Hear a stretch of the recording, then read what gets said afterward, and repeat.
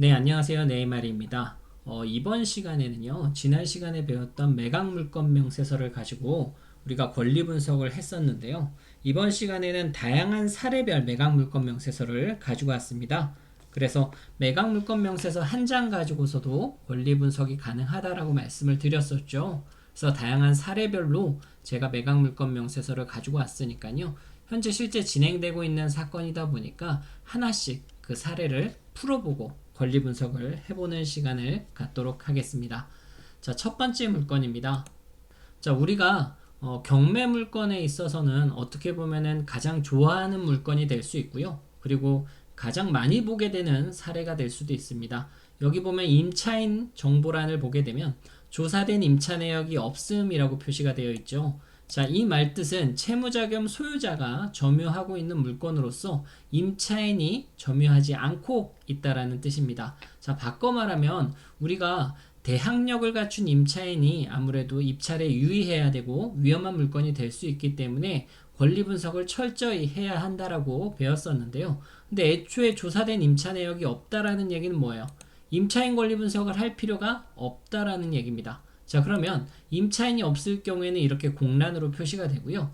그리고 우리가 배웠었던 가처분, 인수되는 가처분이 있냐 없냐, 만약에 인수되는 가처분이 있다면 여기에 그 사실을 적시해 놓는다라고 했습니다. 자, 그리고 이 지상권, 인수되는 지상권 같은 것들이 있다면 여기에 그 내용들을 적어 놓겠습니다. 자, 그리고 비고란 같은 경우는 우리가 읽어봤었을 때 유의사항 같은 것들을 적어 놓는다고 했었죠. 자, 그럼 가장 좋은 물건은 이러한 물건이 되는 거예요. 조사된 임차 내역이 없고, 그리고 가처분이라든가 인수되는 권리들이 없고, 설정된 지상권이 없고, 그리고 유의해야 할 사항들 같은 것도 없는 물건. 공란, 공란, 공란, 공란.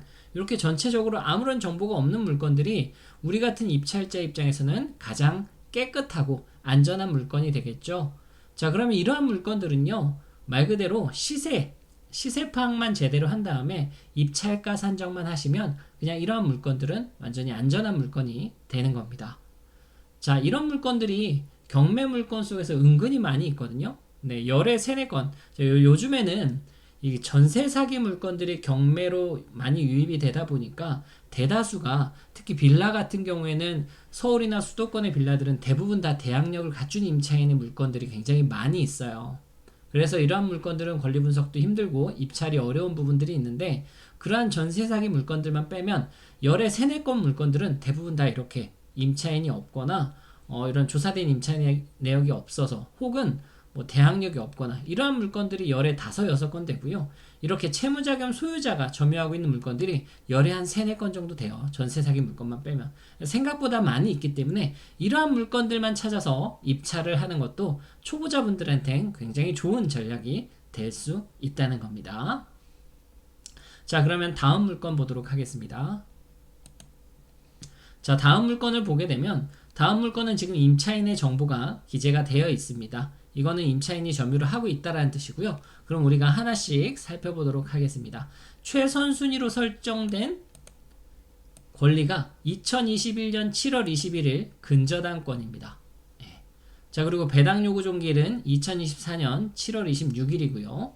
임차인의 점유, 임차인에 대한 이 권리와 정보가 현황조사 때 한번 권리 신고를 본인이 한 케이스고요. 보증금 5천만 원, 일시백, 천만, 10만, 100만, 천만, 예, 5천만 원이죠. 자, 5천만 원에 70만 원의 차임으로 임대차 계약이 맺어졌다라는 겁니다. 자, 그리고 전입신고 일자 볼게요. 이게 가장 중요한 정보라겠죠. 자, 전입신고 일자가 어떻게 되어 있나요? 2024년 2월 8일로 되어 있습니다. 자, 그러면 이 임차인은 임대차 계약을 맺었을 당시에 이미 등기부 등본상에 근저당권이 설정이 되어 있었다라는 거죠. 그러면 이건 뭘까요? 이 임차인은 대항력이 없는 임차인이 된다라는 겁니다.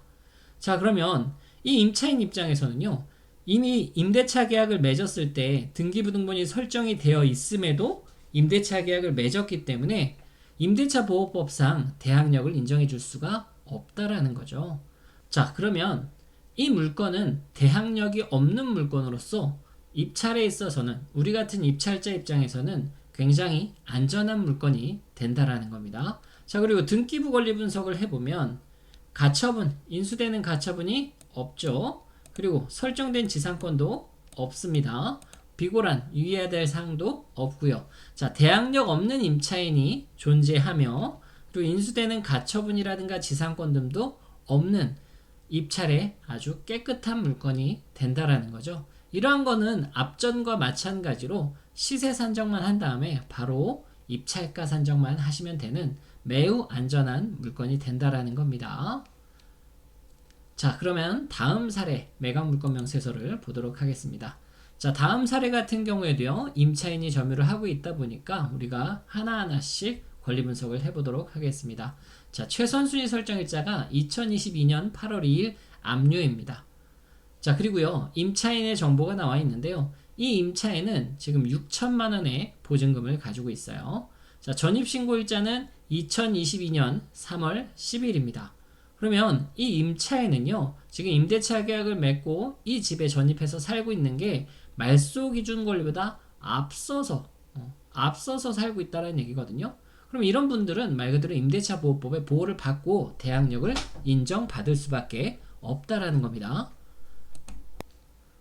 자, 그렇다는 얘기는 이 임차인의 6천만 원이 배당 신청을 했기 때문에 배당 순위에 있어서 보증금 전액을 변제받지 못한다면 낙찰자가 변제받지 못한, 그러니까 배당받지 못한 그 보증금의 차액을 낙찰자가 인수해야 된다라는 얘기예요. 만약에 이 임차인이 5천만 원만 배당을 받았다라고 하게 된다면 1천만 원은 낙찰자가 인수해야 된다라는 상황인 거죠. 자, 그러면 이러한 물건들은 지금 대항력을 갖춘 임차인이 점유하고 있기 때문에 이러한 물건들은 입찰에 유의할 필요가 있다라는 겁니다. 만약에 전액 배당을 받는다면 그 배당 순위까지 계산을 해서 우리가 좀 고액 입찰로 해서 이걸 전액 배당을 시킨다라고 하게 된다면 입찰을 하셔도 상관은 없지만, 만약에 그게 아니다라고 하게 된다면 함부로 입찰해서는 안 되는 물건이 되는 거겠죠. 아무래도 대항력을 갖추고 있다 보니까 인수해야 되는 상황들이 발생을 할 수 있기 때문에 그런 거고요. 그렇기 때문에 대항력을 갖춘 임차인이 있을 때에는 입찰에 유의하셔야 된다는 겁니다. 자, 그리고 등기부 권리 분석을 보게 되면 가처분이라든가 이런 것들은 인수되는 게 없습니다. 그리고 지상권도 없고요.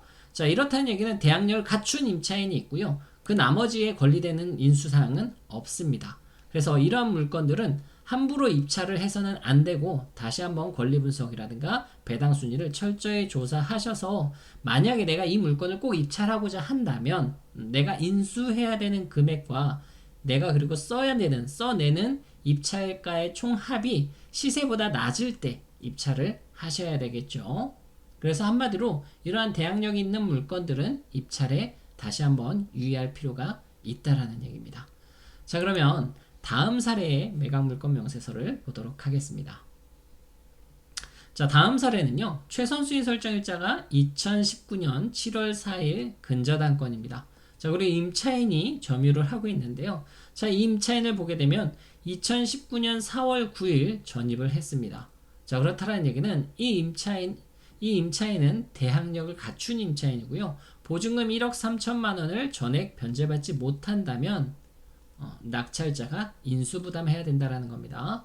자, 이 확정일자라든가 이러한 것들은 배당 순위를 뜻한다고 제가 말씀드렸죠. 그리고 배당 요구 여부는요, 배당 받을래 말래를 결정한다고 했고요. 사실 이 세 가지의 정보를 종합적으로 판단을 해가지고 우리가 입찰에 임해야 되는데, 초보이신 분들 같은 경우는 그냥 대항력이 있다 없다 정도로만 해서 입찰에 유의해야 된다, 입찰을 하면 된다 안 된다 이렇게 나누셔도 되거든요. 그래서 여러분들이 어느 정도 초보 과정에서 조금 더 많은 공부를 하게 된다면 이 확정일자와 이 배당 요구 여부 이것까지 함께 공부를 하셔서 권리 분석을 하는 게 사실상 더 좋은 케이스긴 한데요.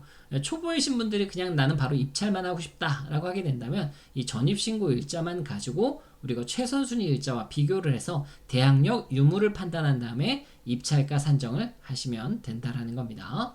자, 그리고 여기 박현정 씨는 경매 신청 채권자네요. 한마디로 보증금 1억 3천만 원을 돌려받지 못해서 경매로 경매 신청을 한 채권자이다 라는 뜻으로 이해하시면 됩니다.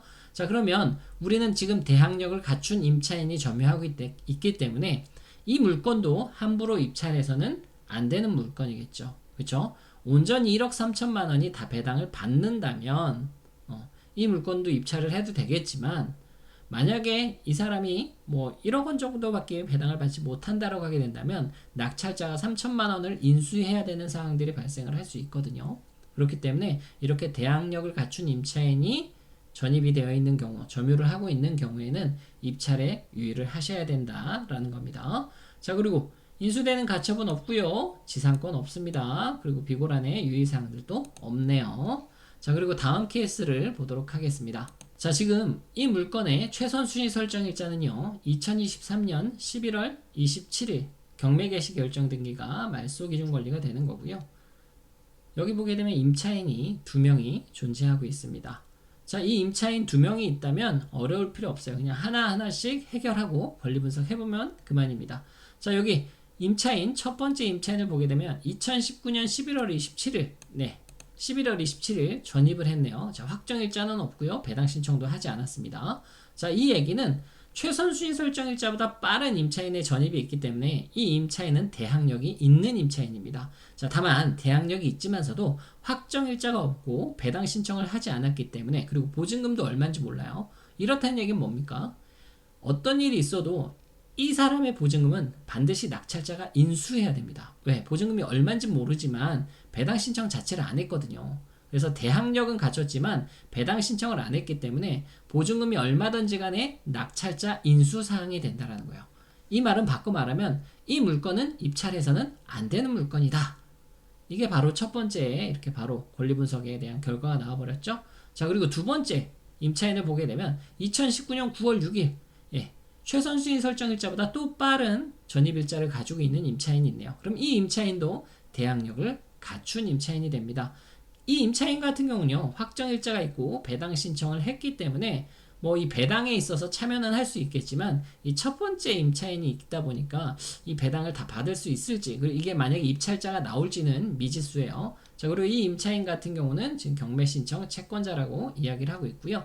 자, 이렇게 임차인 권리 분석만 해봤을 때도 이 물건은 절대 입찰해서는 안 되는 물건이다 라는 결과가 나오게 됐죠. 자, 그리고 밑에 볼게요. 밑에 가처분으로 매각으로 효력이 소멸하지 아니하는 것 중에, 자, 소유권 일부 2분의 1이 가처분 등기가 매각으로 소멸하지 않고 매수인에게 인수된다는 거예요.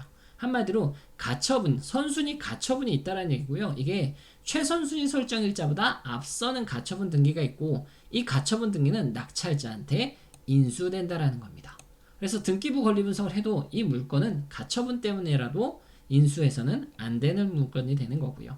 자, 그리고 주택 임차권 등기는 임차인, 신청 채권자가 임차인이 등록을 했다라는 얘기인데요. 자, 이거는 무슨 얘기냐? 주택 임차권 등기가 뭐냐면 말 그대로 보증금을 전액 또는 일부를 돌려받지 못했다면 계약이 종료된 이후에는 임차인이 주택 임차권 등기를 설정을 할 수가 있어요. 등기부등본에 주택 임차권 등기를 설정을 하게 됨으로써 공시효과를 나타내는 효력을 지니거든요.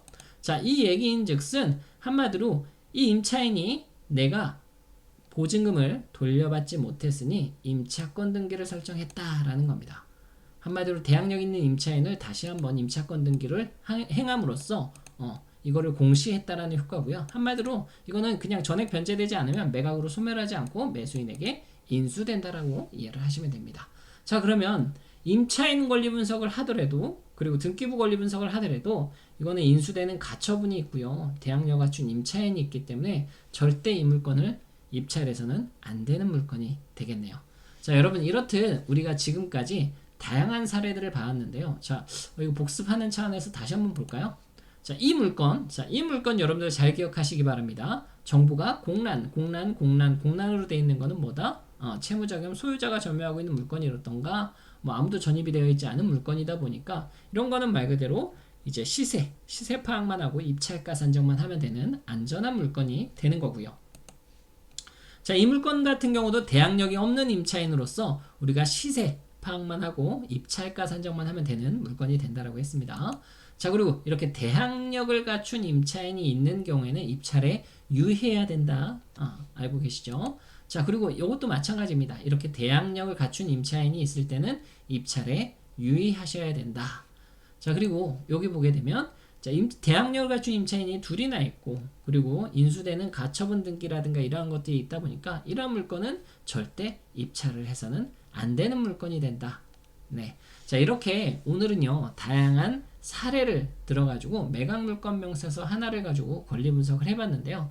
여러분들이 처음에는 조금 헷갈릴 수 있겠지만 이러한 권리 분석을 오랫동안 꾸준히 하다 보면 말 그대로 매각물건명세서 한 장만 가지고 한 장만 가지고서도 권리 분석을 마칠 수가 있습니다. 자, 그리고 제가 말씀드렸죠. 이 권리 분석 매각물건 명세서 상에 어떠한 이 정보가 오류로 인해서 뭐 재산상에 큰 침해를 당했다든가, 그리고 뭐 인수되는 가처분 같은 것들이 뭐 여기에는 공란으로 되어 있었는데 알고 보니 있더라. 이러한 것들이 있다면 여러분들이 불허가 신청을 하시면 됩니다.